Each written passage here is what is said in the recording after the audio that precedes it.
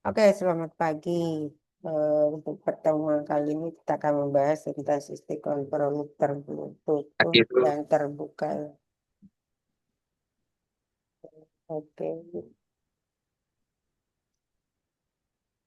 Nah, untuk sistem kendali loop terbuka atau biasa disebut dengan open loop ya. Open loop adalah sistem kendali di mana sinyal dari outputnya tidak mempengaruhi aksi dari pengendaliannya. Jadi maksudnya adalah tidak ada proses pembandingkan antara sinyal keluaran dengan sinyal masukan. Nah, pada sistem ini tidak terjadi umpan balik. Atau artinya gini, kalau misalkan kita buka keran kan, keran itu kan berarti dia ada input, ada output. Tapi kita nggak bisa ngukur berapa ininya, berapa alirannya kan, itu namanya loop terbuka. Artinya tidak bisa dibandingkan antara input sama output karena tidak ada alat ukur. Nah, kemudian untuk diagram blok daripada sistem kendali loop terbuka, dan pada gambar diagram blok berikut ini kan ada inputnya, ini ada input, kemudian ada kontrolnya. Jadi kontrol untuk loop terbuka itu kan misalnya kalau operator berarti kan yang sebagai kontrolnya misalnya apanya eh, tangan ya kan atau mata. Nah, kemudian ada plank, kemudian ada output ya. Nah, pada bagian kontrol di sini terjadi proses pengendali dan pengatur. Pada elemen pengontrol ini terjadi pengendalian dan pengaturan pada objek atau biasa disebut dengan plan atau bagian yang dikendalikan.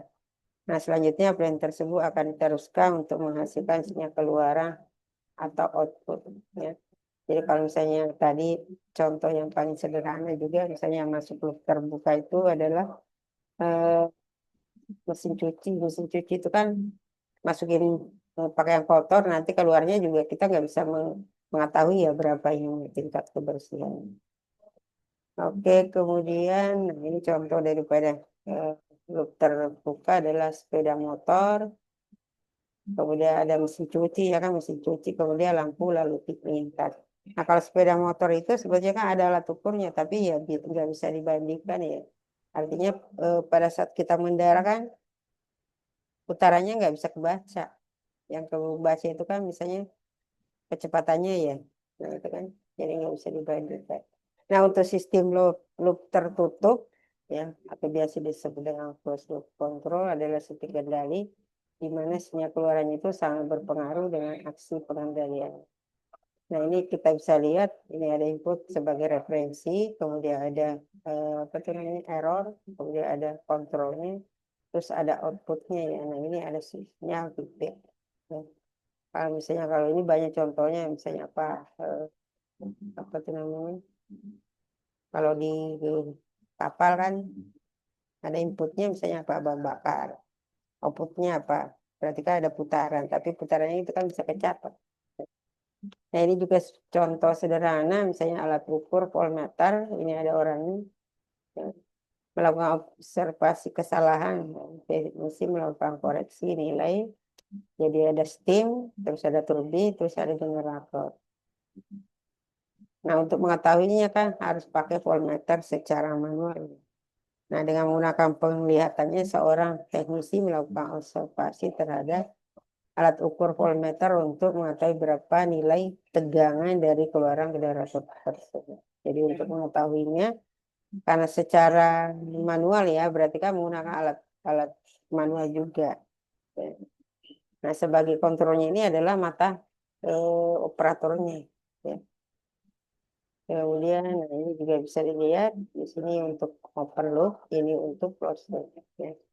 Ini ada kontrolnya, terus ada aktuator, ada proses. Kalau ini berarti ada umpan balik. Nah, biasanya umpan balik itu adalah sensor atau alat ukur. Ya. Nah, ini juga contohnya, ini masih loop terbuka ya. Ini kan karena tidak ada umpan balik. Di sini sebagai kontrolnya adalah operator. Kemudian eh, anunya kontrolnya itu adalah katup plus tangan operator ya. Nah, kemudian ada proses, terus ada suhu air yang sebenarnya. Ini juga contoh. Nah, kalau tadi kan masih pakai operator ya, sekarang kita ganti dengan orang apa namanya kontrol. Jadi sini ada kontrolnya, terus ada eh, motor driver ya, kemudian ada tangki, terus ada sensornya ini sebagai pembalik. Kalau ini juga secara secara apa namanya peluk ya, ini juga sama. Kalau ini secara ada yang masuk.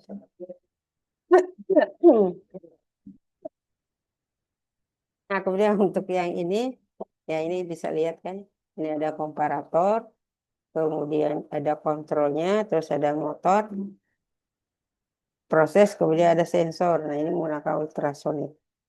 Oke. Kemudian konfigurasi diagram blok. Ya, kalau tadi kan bisa dibuat dalam bentuk diagram blok. Hmm. Kalau dibuat dalam bentuk perhitungan ada yang namanya titik penjumlahan, kemudian ada titik cabang. Ya. Sebentar.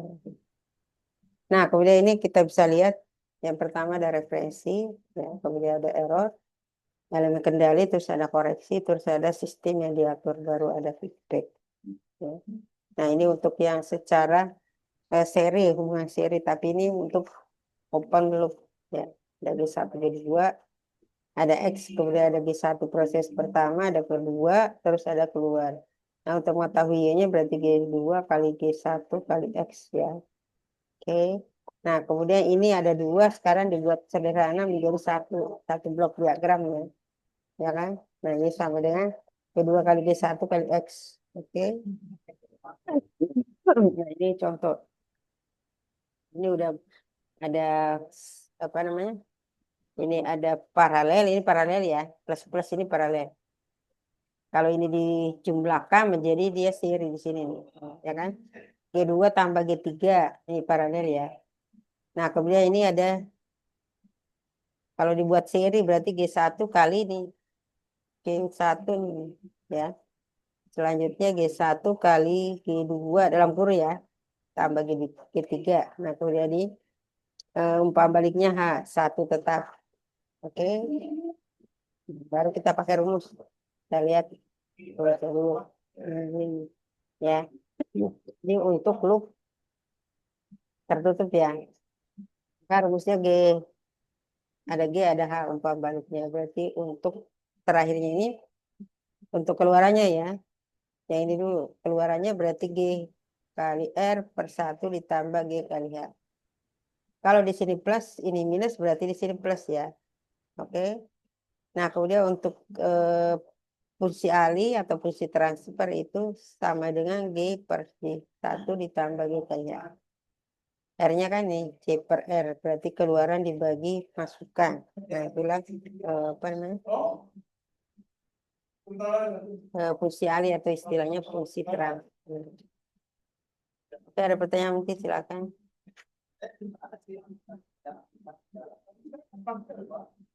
Yang ditanya.